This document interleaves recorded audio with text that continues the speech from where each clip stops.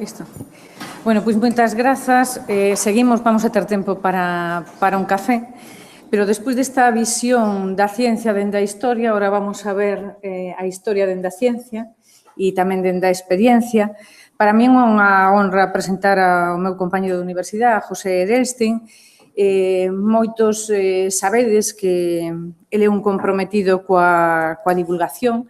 Ten o libro que tivo moito impacto de Antimateria, Magia e Poesía e fai pouco pois disfrutamos aquí en Santiago da presentación do libro Einstein para perplejos e é un gusto que está ademais presente aquí a avoa de Einstein, que seguro que en algún momento é presente, non?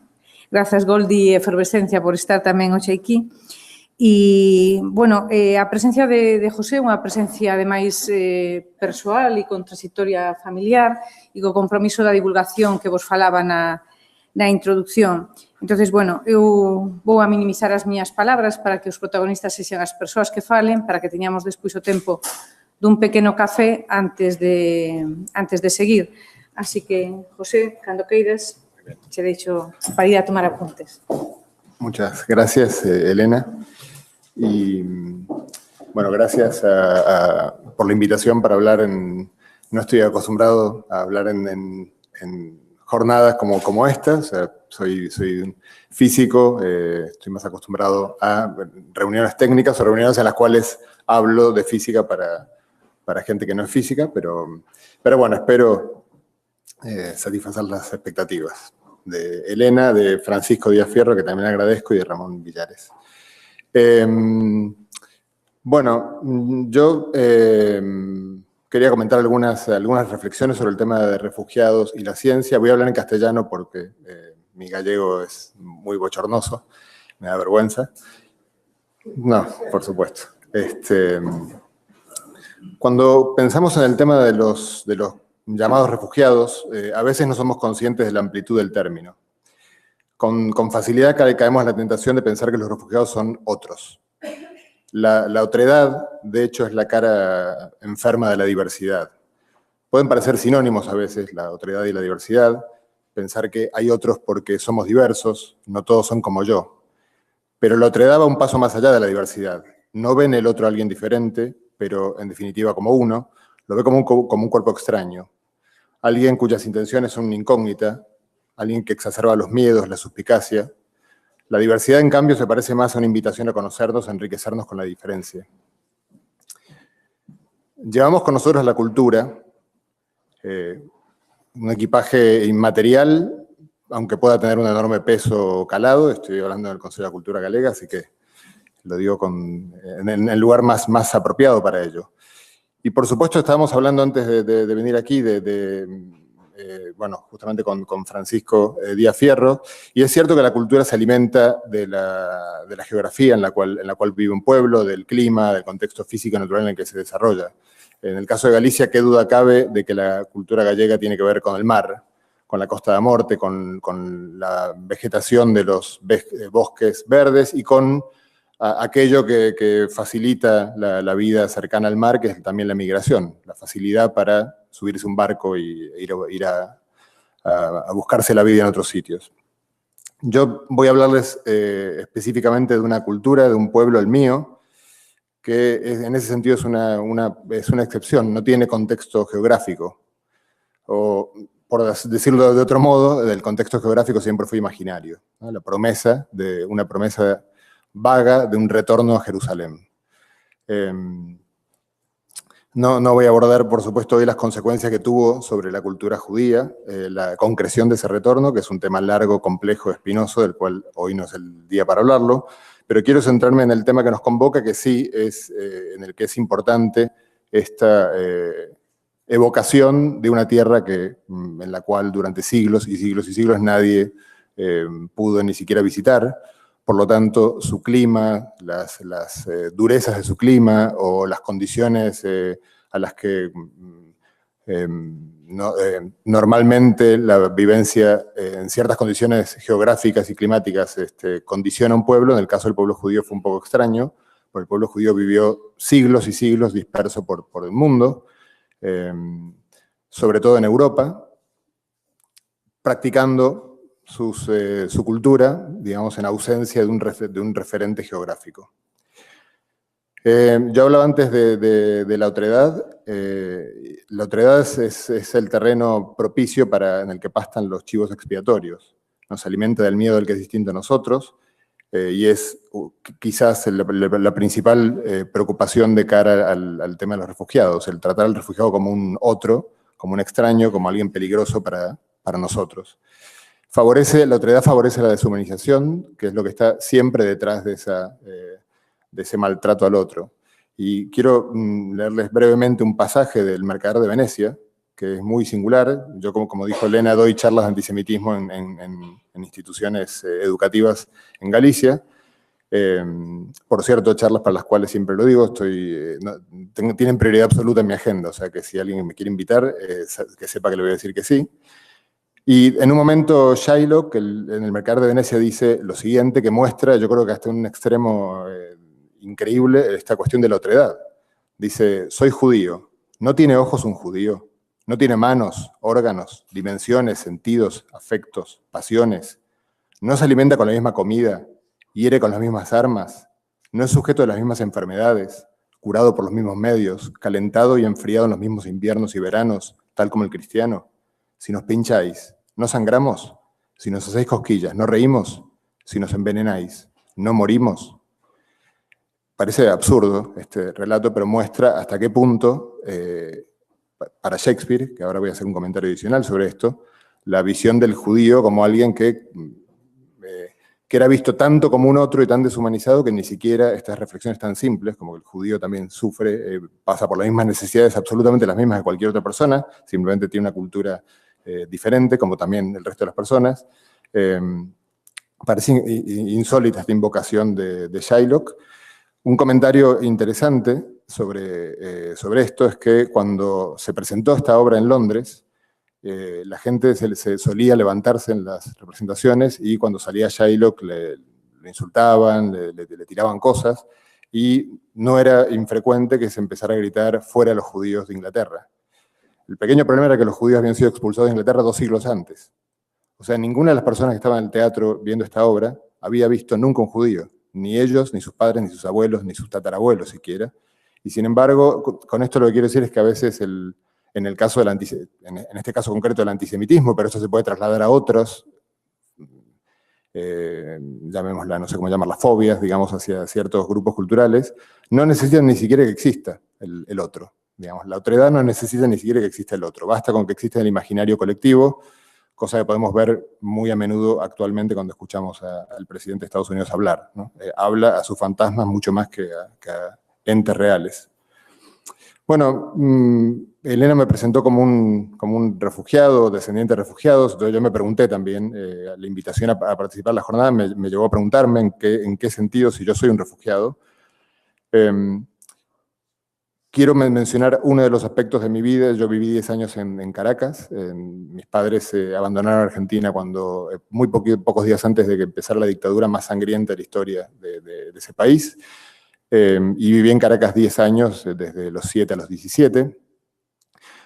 No voy a hablar de eso porque Eleuterio va a hablar seguramente totalmente seguro, que va a hablar de ese exilio masivo que impusieron las dictaduras en América, sobre todo en el Cono Sur. Pero sí quiero comentarlo en relación al tema de los refugiados y la ciencia, en que yo alcancé a hacer un año de universidad en Venezuela, en la Universidad Simón Bolívar, y un recuerdo que en el momento no signifiqué del todo, pero que hoy es el mejor día para recordarlo, creo que no lo había hecho nunca hasta hoy, es que la casi totalidad de la plantilla de profesores de física, matemática y química, física y matemática sobre todo, eran argentinos, chilenos y uruguayos.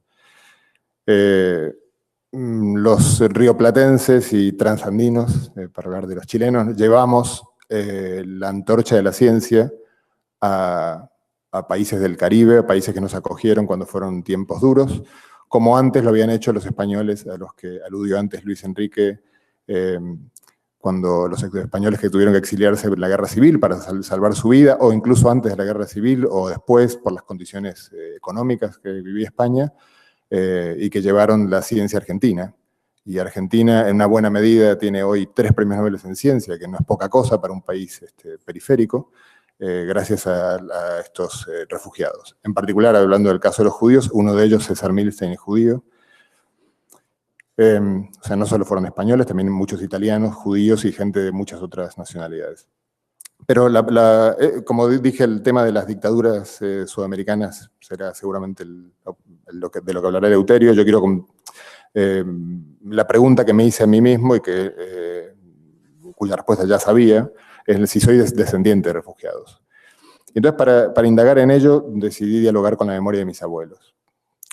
Mi abuelo paterno, que es de quien heredé el nombre, si bien el nombre de él era José Elsteinas, porque era lituano, nació en Šiauliai, que es una ciudad al norte de Lituania, que era la tercera ciudad de Lituania, ahora creo que es la cuarta en tamaño. En 1909, cuando tenía 8 años, para daros una idea, el 56,4% de los habitantes de Šiauliai eran judíos. 56,4%. Era la mayoría de la población era judía.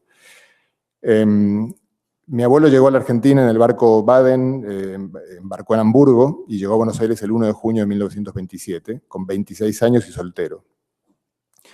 En algún momento de mi vida me empecé a preguntar cómo es que yo, argentino, nunca he visitado los lugares en los que vivieron mis abuelos, ¿qué pasó? Recién estábamos hablando, no me acuerdo si en la conversación previa, de la migración actual en la cual está con los teléfonos móviles y con la comunicación que tenemos. Lo hablamos en la conversación previa. Uno puede mantener un vínculo, incluso charlar diariamente. Obviamente sigue siendo duro el tener que dejar la tierra de uno, pero uno puede mantener un vínculo diario. Al principio del siglo XX eso no existía. Cuando uno dejaba un lugar, digamos, lo dejaba quizás para siempre, quizás para no ver nunca más a los seres queridos. Entonces, en algún momento de mi vida empecé a pensar qué pasó para que con mis abuelos ocurriera lo que estoy relatando ahora. Con 26 años de soltero se fue al otro extremo del mundo, casi como si uno lo mandaran a la misión a Marte. Obviamente no hablaba castellano. Algo debió torcerse gravemente en Lituania para que se atreviera a emprender semejante aventura, en una época en la que, como digo, era factible que no llegara a ver nunca más a su familia. 2 años después, él pudo traer a su padre, Levi Jacobas Elsteinas, mi bisabuelo, que tenía la edad que yo tengo ahora. Llegó en el Capitán Arcona, también embarcado en Hamburgo, el 29 de abril de 1929. Él había nacido en Yacaré, un poco más al norte, y era labrador. De ahí también se fue Isidor Gordimer a Sudáfrica, y su hija Nadine acabó ganando el Premio Nobel de Literatura en 1991. Mi padre me contó que de pequeño le fascinaba ver una marca de la herida de bala en el hombro que conservaba mi bisabuelo de la Primera Guerra Mundial.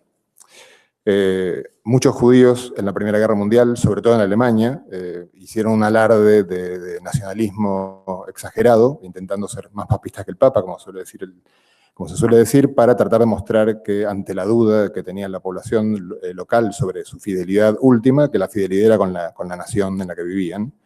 Y de poco les sirvió. En general, al final la guerra siempre la pierden todos, entonces siempre hay que buscar un chivo expiatorio del por qué se perdió la guerra, y ya imaginarán cuál fue. Cuando llegaron, de hecho, los problemas después de la Primera Guerra, la población lo tuvo claro. El chivo expiatorio era el de casi siempre los judíos. Para daros una idea de cifras, las cifras son crueles porque al final nadie, digamos, uno las puede comprender, pero a veces son tan inhumanas y tan inimaginables que casi juegan un papel contraproducente, porque uno parece un cuento imposible de creer. Simplemente recordéis que es bueno recordar que cuando uno habla de millones de muertos, es millones de veces un muerto, ¿no? Cada muerto con nombre y apellido, con familia, con gente que los llora y los sufre. En 10 años, del 56,4% de judíos, la población se redujo un 20%. Los nazis entraron en Šiauliai el jueves 26 de junio de 1941 y 3 días después, 700 personas fueron asesinadas a balazos en los bosques cercanos después de haber sido obligados a cavar sus propias tumbas por el mero hecho de ser judíos. Durante la Segunda Guerra Mundial, la población judía se redujo a poco más del 1%, del 56,4%. Hubo también los que se quedaron y sobrevivieron, como, hablando de ciencia, Isaac Konstantinovich Kikoin, fue uno de los que se quedó y sobrevivió, fue físico como yo, y desarrolló el primer reactor nuclear de la Unión Soviética. En Saqqarah, los alemanes construyeron un gueto para albergar a los judíos, principalmente de Šiauliai, del lugar en el que nació mi abuelo. El 2 de octubre de 1941, en la noche de Yom Kippur, que aclaro porque no tienen por qué saberlo, Yom Kippur es la fiesta más sagrada para el judaísmo, es un día de ayuno. Curiosamente, como veréis, el utilizar fiestas religiosas para las matanzas parece que es algo que por alguna razón ocurre a menudo. Bueno, todos los judíos del gueto fueron asesinados por la población lituana, asusada por una división de las SS. Esto, libros de historia. Hubo que convocar a la brigada de bomberos para limpiar toda la ribera del río Svete, que estaba bañada en sangre. Mi abuelo materno, León Glaubach, llegó a Buenos Aires con 17 años, viajando solo. Nació en Botoșani, en Rumanía, el 15 de agosto de 1910. Y llegó a Argentina en 1927. En 1942, para darse una idea, el 53% de la población de Botoșani era judía. Hoy es el 0,06%. Mi bisabuelo Moses Weiss llegó cuando tenía mi edad, junto a las 5 hijas mayores, entre ellas mi abuela Sara, que tenía 22. Todos venían de Siget, en el Conte Rosso que zarpó en Génova, y llegaron el 1 de febrero de 1930. Vivían en Siget, como les digo, donde el 37,4% de la población era judía antes de la Primera Guerra Mundial. Tras la caída del Imperio Austrohúngaro en 1918 y posteriores enfrentamientos entre húngaros y rumanos, Siget pasó a ser rumana en 1920. Mi abuela siempre me contaba que los padres la pusieron en una escuela de monjas porque fueron las únicas escuelas que los rumanos en las que permitieron que se siguiera enseñando en húngaro. Como sabréis, aunque no habléis ni húngaro ni rumano, sabréis que son lenguas muy distintas. Y cuando los rumanos se hicieron de Siget, obligaron que toda la educación pasara a ser en rumano, con lo cual produjo un gran trastorno para todos los niños que estaban en el sistema educativo. Bueno, mi familia se marchó de Siget, y bien hicieron, porque en la fiesta de Pesaj de 1944, cuando se recuerda el éxodo del pueblo judío de Egipto, se desplazó a 13.000 judíos de Siget y todas las localidades vecinas, y en mayo, en 4 tandas, todos fueron enviados a Auschwitz. Entre ellos, Elie Wiesel, quien luego ganó el Premio Nobel de la Paz, sobrevivió. El censo de 2002 en Siget, de un total de 41.250 habitantes, arrojó la increíble cantidad de 20 judíos, el 0,05% de la población. La población judía de Odessa, donde viene mi abuela paterna, rondaba el 37% en 1897. A partir de 1892 hubo una reforma civil por la cual los judíos no podían votar ni elegir representantes en los consejos, en los municipios. En octubre de 1905, que fue un periodo muy convulso en Odessa, que algunos recordarán de la película El acorazado Potemkin, hubo el último pogrom que solía ocurrir en muchos lugares de Ucrania, Polonia, que eran básicamente matanzas de judíos, que eran cada tanto se le daba a la población por hacerlo. Y en octubre de 1905, rusos, ucranianos y griegos que vivían en la ciudad mataron a más de 400 judíos y destruyeron las propiedades de casi 2.000. Por aquel momento, León Silverberg, mi bisabuelo, y Cecilia Adamovsky, mi bisabuela, se marcharon a Carlos Casares, en Argentina, con sus 2 hijas mayores. Allí nació Beatriz, mi abuela paterna. Hoy en Odessa hay un 1,2% de judíos. Bueno, no es la idea de esto. Bueno, llegué a la conclusión de que soy nieto de refugiados. Digamos, todos mis abuelos de lugares de 4 sitios muy distintos de Europa tuvieron que huir para salvar la vida. Y es exactamente lo que uno llama refugiados, sobre todo porque cuando llegaron a América, no siempre, digamos, según la época, había países que no permitían el ingreso, países que permitían el ingreso, o sea, bueno, más sobre el final de la charla voy a comentar algo de eso. Los refugiados y sus descendientes somos el resultado de un mundo en el que hay conflictos y desigualdades. Huimos de la violencia, de la opresión y la tortura en regímenes totalitarios, de conflictos étnicos o religiosos, pero también de la pobreza extrema. En el marco de una comunidad internacional que no hace demasiado por resolver estos conflictos, ni mucho menos por reducir las desigualdades, negarse a recibir a los refugiados es inmoral y es éticamente deleznable. Yo no soy demasiado creyente en las fronteras en general, por no decir que me resulta una de las abstracciones más absurdas que se haya inventado el ser humano. He subido varias veces al monte de Santa Tecla, donde uno ve las mansas aguas del Miño, con sus orillas muy próximas, en las que, sin embargo, queremos creer que de un lado uno es portugués y del otro uno es gallego o español. Y lo peor de todo es que a veces estamos orgullosos de ser una cosa o la otra, a pesar de que nadie elige el lugar en el que nace, ¿no? Nacemos donde nos toque.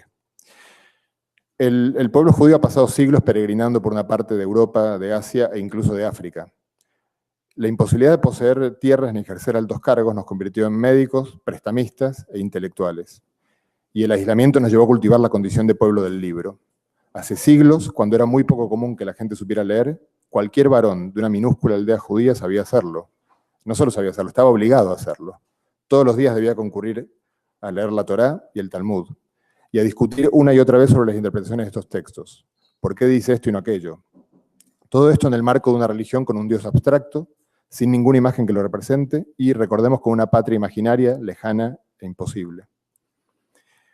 En este pueblo no es casualidad que surgieran dos pensadores enormes que tuvieron mucho que ver con moldear la sociedad moderna como la entendemos hoy, desde el holandés de origen gallego, Baruch Spinoza, y bueno, entre él y el prusiano Moses Mendelssohn pasó un siglo y medio, y ambos fueron pensadores determinantes de lo que se llamó el iluminismo.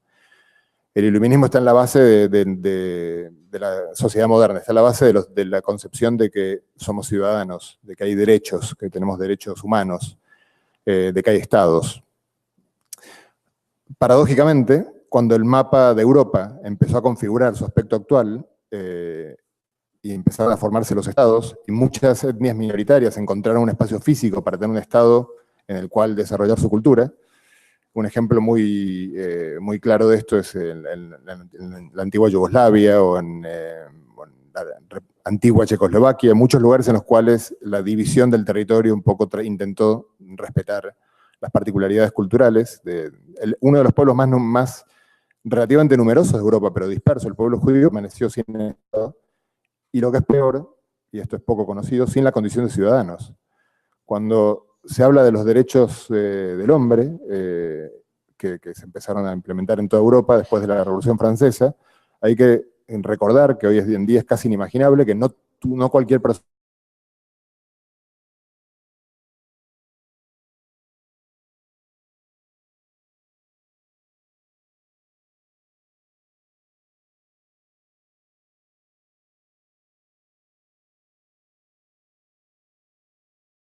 en 1871, en Brasil en 1890, en Rusia en 1917, en el siglo XX. Es interesante preguntarnos qué nos ofrece la llegada de gente que viene de una cultura diferente. La diversidad es una de las mayores riquezas de nuestra especie, tanto la biológica, la necesidad de la exogamia, de la que nos hablará más tarde Ángel Carracedo, como la cultural. En ese sentido, por supuesto que la migración es bienvenida. Cuando los factores que la favorecen son la curiosidad por otras culturas, la necesidad de tener una formación especializada o de realizar algún trabajo especial, es fantástico. Que sean la violencia y la pobreza los factores que mueven los engranajes de la migración no es deseable, claro está.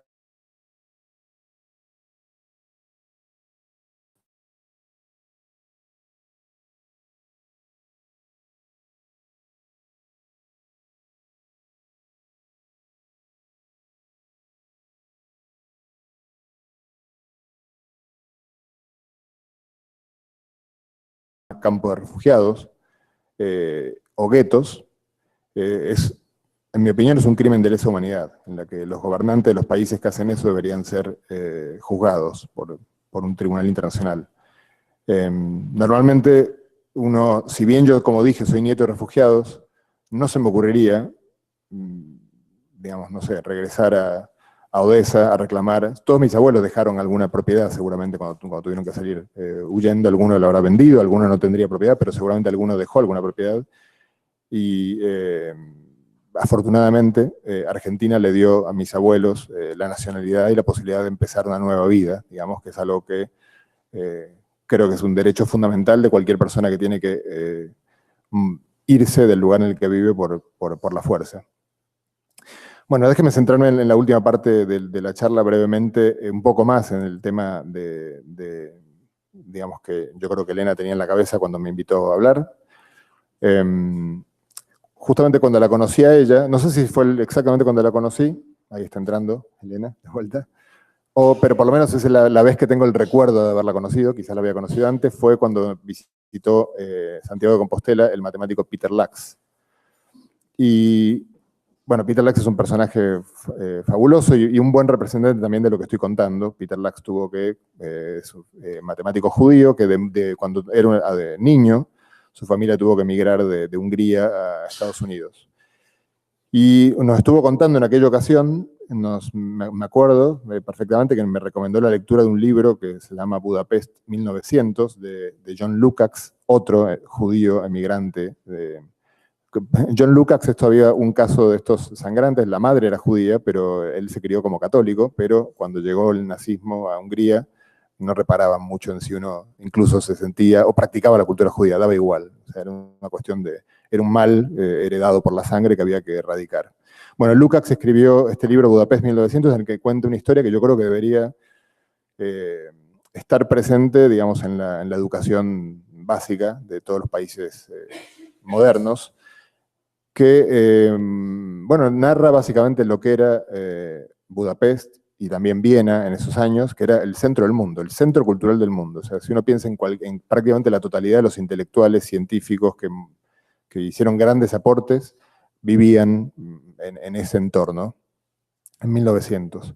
En el ámbito de la física, que es del que puedo hablar con más propiedad, toda la física de los pilares del siglo XX, que fueron la relatividad y la mecánica cuántica, se desarrollaron, yo creo que en un 100% en Europa. O sea, bueno, no sé si 100%, pero no menos de 90% en Europa. Todos los padres de la mecánica cuántica son europeos y trabajaban en Europa y se reunían en estas famosas conferencias de Solvay en Bruselas. Y Estados Unidos la contribución de Estados Unidos prácticamente no existía a la ciencia, o era anecdótica o era minoritaria, a pesar de que las universidades de lo que se llama la Ivy League en Estados Unidos siempre fueron potentes. O sea, siempre la tradición de traer talento de cualquier lugar del mundo es una tradición muy antigua en Estados Unidos, a tal punto que hay un rumor nunca confirmado de que Galileo recibió una oferta de Harvard cuando y antes de que vayan a Wikipedia, es posible cronológicamente. Yo ya lo hice.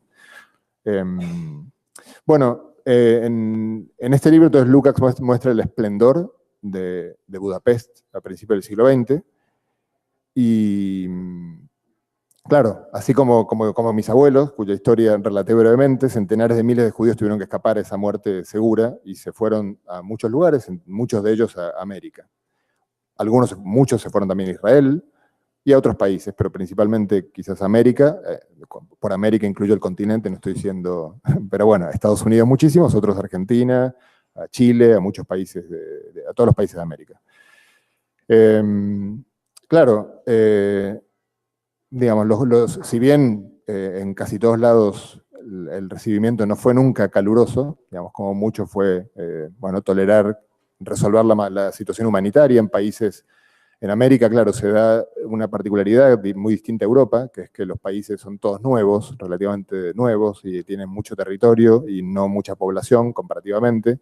Entonces no era tan difícil recibir gente que viniera de Europa, a pesar de lo cual muchísimos, como seguramente bien sabéis y recordaré al final, muchísimos barcos que traían judíos de Europa fueron rechazados y estuvieron dando vueltas por América buscando un puerto que los acogiera. Claro, el pueblo del que soy parte es un pueblo que por esta condena a la abstracción, porque básicamente la cultura judía es una suerte de condena a la abstracción, a vivir de cosas que no son materiales y que son imaginadas. No es casualidad, digamos, creo yo, que el altísimo porcentaje de judíos en el ámbito de la ciencia, incluso destacados en el ámbito de la ciencia. No encuentro otra explicación sino a el porcentaje enorme de premios Nobel judíos que hay en ciencias. Es el 26% en todas las ciencias a nivel mundial y es el 39% de los premios Nobel de Estados Unidos, que es el país que por una larga diferencia más premios Nobel ha ganado, a pesar de que hasta la Segunda Guerra Mundial no era así. Digamos, uno de los legados de Hitler y del fascismo, porque también obviamente contribuyeron a ello Mussolini, Franco y en general los líderes fascistas europeos, fue hacerle un gran favor. Deberían tener un monumento, por lo menos en Estados Unidos, un monumento recordándolos, pues gracias a estos prohombres de la humanidad, Estados Unidos se hizo grande, de verdad, con centenares de miles de refugiados que llevaron allí muchísimos valores culturales que hoy en día son probablemente el núcleo central, incluyendo, digamos, los valores que están en la propia Constitución norteamericana, que también fue heredera de las declaraciones de la Revolución Francesa. Es curioso que siendo la cultura judía una cultura que no fue particularmente históricamente muy, en el que la mujer haya ocupado un lugar que a mí me produzca mucho orgullo, sin embargo, del premio Nobel, si nos limitamos a las mujeres, el porcentaje de premios Nobel en ciencia, mujeres judías, sube al 33% en total y al 50% en el caso de Estados Unidos. Es importante recordar que la población judía en el mundo es 0,2%, y en Estados Unidos es el 2%. Digamos, la alta representación en el mundo científico, no solo a nivel premios Nobel, sino en general en las universidades, tiene muchísimo que ver con esto que dije. Digamos, los judíos hemos aprendido durante siglos a leer, a discutir, sobre todo a discutir. Como bien muestra la película La vida de Brian, de la que hace poco se cumplió 40 años, básicamente donde hay 2 judíos hay 3 opiniones, y eso es muy saludable para cualquier ámbito relacionado con el pensamiento. De hecho, Israel, por ejemplo, a pesar de que existe desde 1948, tiene 8 premios Nobel en ciencia y está 12º en la tabla, si se pudiera hacer una tabla de premios per cápita, por encima de Francia.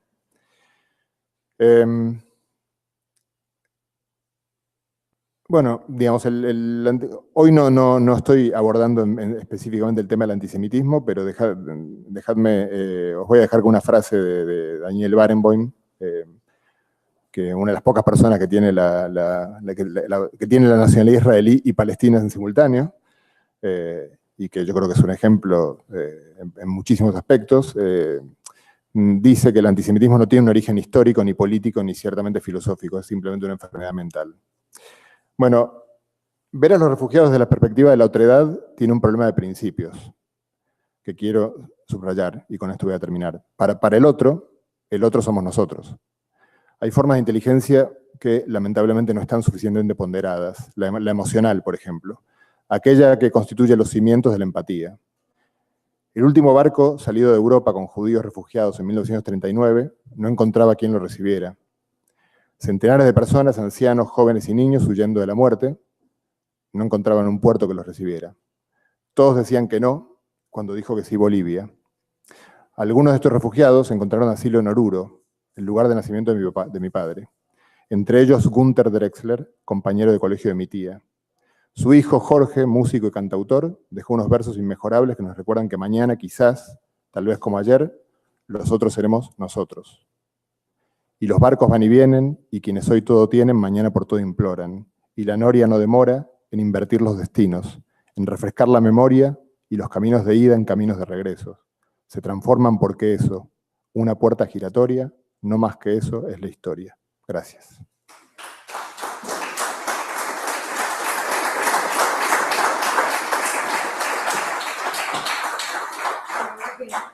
Gracias, as expectativas eran altas, pero a validación é boísima. Pido disculpas polos 3 minutos que metes aí para acabar sobre todo de vos con unha cadena que se chama Nos. E bueno, creo que centrar a veces datos e nomes vivencias persoais, o que vamos a facer ao longo do día é unha trayectoria vital. O poema final nos levaría a marchar, nos mellor e a pecharse a xornada. Creo que esas palabras de como movemos o talento, como temos inteligencia colectiva, estánse sobre todo consolidando en datos, en cifras e además en toda a realidade. Entonces, bueno, antes de que baixedes a tomar un café, a máquina do café, porque vamos a ter un pequeno desvío do tempo, pero o tempo é noso, e a ver se podemos estar aquí sobre 4:20 para seguir. Pero antes de eso, seguro que hay alguna palabra que está, o algún comentario o alguna pregunta que está ahí muy latente, que no necesita café. Sí, por favor.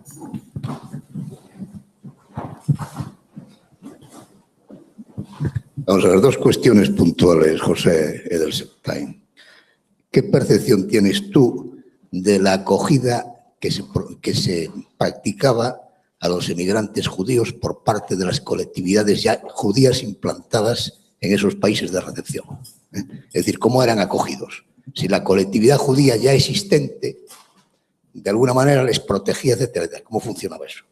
Y segunda cuestión, una de las cosas, es decir, nos manejamos con muchos tópicos sobre los judíos. Los que no somos judíos, pues hemos leído muchas cosas sobre ellos, las escuchamos, etcétera, etcétera, y nos manejamos en un mundo de tópicos, básicamente de tópicos, ¿no? Entonces, una de las cosas que a mí siempre me llamó la atención, por no llegar a descubrir las causas, es esa inquina, ese odio, que yo no creo que sea genético, contra los judíos por parte de otras colectividades que no son judías, ¿no? Entonces, buscando motivos o intentando localizar alguno, yo creo que hay que descartar meramente los de tipo religioso. Me parece que eso es un simplismo, ¿no? Entonces, yo te preguntaría, esa identificación que se puede producir entre judío y usura, o sea, la usura como, digamos, práctica establecida en el mundo judío, puede haber de algún modo inducido precisamente a esas inquinas, etcétera, etcétera, aparte de las rapiñas de tipo histórico que se produjeron precisamente contra colectividades judías porque eran las que acumulaban riqueza, etcétera, etcétera. Gracias. Bueno, en relación a lo primero, sí, por supuesto, las comunidades judías fueron fundamentales para acoger a los inmigrantes. De hecho, uno de los pocos abuelos, digamos, con los que pude hablar mucho fue con el abuelo de mi esposa, que emigró de una pequeña aldea de Polonia, y él, por ejemplo, cuando llegó al puerto de Buenos Aires, bueno, no hablaba una palabra de castellano ni de ninguna lengua que alguien pudiera entender en el puerto. Lo único que tenía era un papelito con el nombre de una persona que vivía en la ciudad de La Plata, y entonces, bueno, y la dirección. Entonces consiguió que alguien lo llevara allí, y una vez que llegó allí, por supuesto, fue acogido. En Argentina no solo era la comunidad judía, había muchas comunidades de inmigrantes, la gallega era una de las más grandes, y todas las comunidades crearon sus centros, ¿no? El centro gallego, clubes, instituciones de todo tipo. Así que esto, la propia comunidad como lugar de acogida básico, funcionó para todas las comunidades en Argentina, y supongo que en todo el mundo. Es algo bastante... Lo primero que uno hace cuando uno, bueno, yo que he vivido en varios lugares, lo primero que uno hace es buscar gente con la cual tenga alguna identidad cultural para luego, eventualmente, con un poco de suerte, integrarse al sitio en el que está. En cuanto a la segunda pregunta, bueno, a ver, yo cuando di la frase de Barenboim, yo creo que no hace alusión a que sea una enfermedad genética, por supuesto que no. O sea, lo que llamo enfermedad, yo también, es algo en lo cual puede estar el judío, puede estar otro en ese lugar. Por eso dije, ni siquiera hace falta que existan los judíos para que exista esto, que es el temor al otro, la otredad, digamos, el ver al otro como un riesgo para mí. Los judíos ocupamos ese lugar durante muchos siglos, porque básicamente el pueblo judío es, en ese sentido, no es el único, pero es uno de los pocos que estaba disperso por Europa, con una muy fuerte identidad cultural. Entonces, por ejemplo, cuando se formaron los estados, casi era esperable que mucha gente pensara, bueno, ¿cuál es la fidelidad de en qué sentido esta persona es alemana, o es francesa, o es belga? ¿Lo es de verdad? Si el día de mañana tiene que salir a defender, o sea, los estados se fundaron en principio para evitar las guerras, pero las guerras no frenaron, y casi la primera muestra de fidelidad de un estado en Europa era estar dispuesto a pelear por el Estado, ¿no? Entonces, ¿esta gente está dispuesta a pelear por el Estado? Yo comentaba el caso de los judíos que fueron a la Primera Guerra Mundial, y quizás me acabo de dar cuenta que no hablé nada de Einstein, que pensaba hablar de Einstein, pero bueno, quizás salga en alguna otra pregunta. Pero uno de los judíos que fue a pelear en la Primera Guerra Mundial, no necesitando hacerlo, fue Karl Schwarzschild, que fue la persona que descubrió lo que hoy sabemos que es la solución de la relatividad general que representa los agujeros negros. Schwarzschild era el astrónomo más importante de Alemania, y por lo tanto, digamos, nadie esperaba que él fuera a combatir en el frente ruso en la Primera Guerra Mundial, pero él, en este alarde por mostrar que él no quería ningún tipo de privilegios, no solo fue, sino que además pidió, le dijeron, bueno, vale, usted va pero se sienta lejos. No, fue a las trincheras y terminó muriendo por eso, por una enfermedad infecciosa que adquirió en las trincheras. Y sin embargo, si uno lee la hemeroteca de la época, en 1914-15, los diarios alemanes hablaban maravilla de los judíos, que se alistaban en mayor número que los no judíos, pero la guerra se perdió. Y entonces, inmediatamente, el razonamiento pasó a ser, ¿y cuando un soldado judío se enfrentaba a un soldado judío ruso, le disparaba? ¿O ahí se terminó la fidelidad con... El tema de la usura, que es un cliché, el tema de la usura, obviamente, o sea, si bien los judíos tienen una alta participación, o tuvieron una alta participación en la formación de los bancos inicialmente, porque era de las pocas actividades que podían hacer los judíos, no podían tener tierras, entonces lo único que podían hacer era económicamente, porque además de leer la Torá y el Talmud había que llevar comida a la casa. Una de las cosas que podían hacer era vivir del intercambio de bienes que tampoco disponía, con lo cual, sí, efectivamente, la figura del prestamista que yo nombré apareció en muchos sitios, y muchos judíos fueron grandes banqueros, y son grandes banqueros, pero no todos los banqueros son judíos, ni mucho menos. No sé, nunca me tomé el trabajo de ver qué porcentaje de banqueros son judíos. En cualquier caso, yo creo que, como dije antes, da un poco igual. Por ejemplo, esta imagen de que los judíos eran prósperos económicamente no es verdadera. No es verdadera. O sea, habría algunos, los Rothschild evidentemente lo eran, pero yo puedo asegurar que de mis abuelos o de los abuelos de mi esposo, de la inmensa mayoría de yo conozco obviamente muchísimos judíos en Sudamérica y puedo conocer la historia en algunos casos de sus abuelos. La inmensa mayoría de los judíos eran gente, digamos, en muchísimos lugares incluso pobre, ¿no? En lo que se llamaba la Galicia, no sé si todos lo saben, pero había una región, un reino, de hecho, en Polonia, en lo que es Polonia y Ucrania hoy, que se llamaba Galicia, que duró como 2 siglos, y que era parte del Imperio Austrohúngaro y después de la Primera Guerra Mundial desapareció. Bueno, de los judíos gallegos, que eran muchísimos, era un lugar en el que vivían, digamos, no quiero decir una cifra, pero del orden de 1 millón de judíos.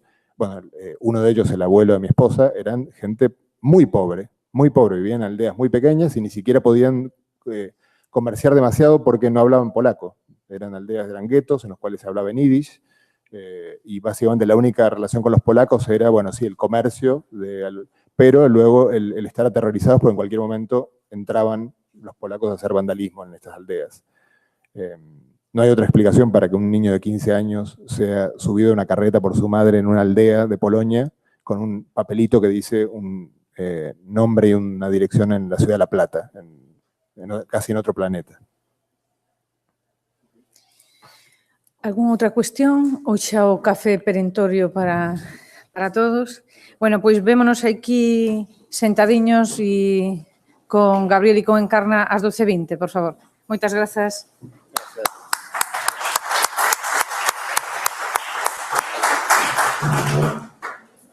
Muy bien. Yo quería leer el texto de Einstein, los Einstein de Auschwitz, pero se me fue.